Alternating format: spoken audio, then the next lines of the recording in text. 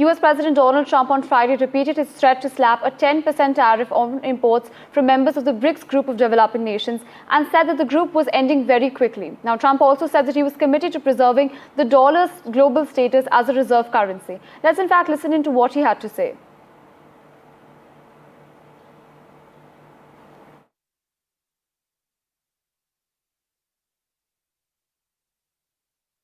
The Genius Act provides banks, businesses, and financial institutions a framework for issuing crypto assets backed one-for-one with real U.S. dollars, treasury bills, and other cash equivalents. It's really strengthening the dollar and giving the dollar great prominence. And, you know, you have this little group called BRICS. It's fading out fast.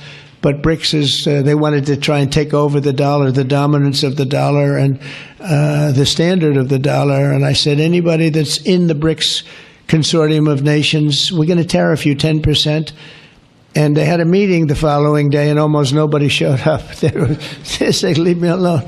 We didn't want to, they didn't want to be tariffed, did they, Howard? Huh? So it's amazing. No, we're not going to let the dollar slide. When I heard about this group from BRICS, 6 countries basically, I hit them very, very hard, and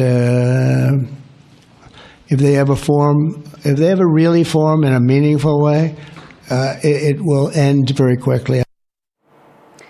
You know, Rishabh, we just heard the US President Donald Trump talk about, the BRICS countries, and he's talked about how, he intends to slap them with tariffs. This is not the first time that we've heard him talk about the BRICS nation. And of course, India is also a part of these BRICS nations. So what essentially does it mean for the nations and for the tariffs when it comes to these countries? Right. We at NDTV Profit have been very keenly tracking Donald Trump and the comments that he's making around India, around tariffs over the past month or so. And this is, I believe, at least the third or the fourth time. Like you said, this is not the first time, but this is the third or fourth time that Donald Trump has gone out and slammed BRICS countries and also threatened them with this additional 10% BRICS tariff. Now, what this means for India-US trade talks is that it brings in a lot of uncertainties. Indian negotiators have constantly demanded assurance that once some sort of a trade deal is reached between India and the US, there will be no additional tariffs that are implemented by the Trump administration. That has been one of the demands, but clearly that has not stopped. A few days ago, we saw a 50% copper tariff come in from Trump.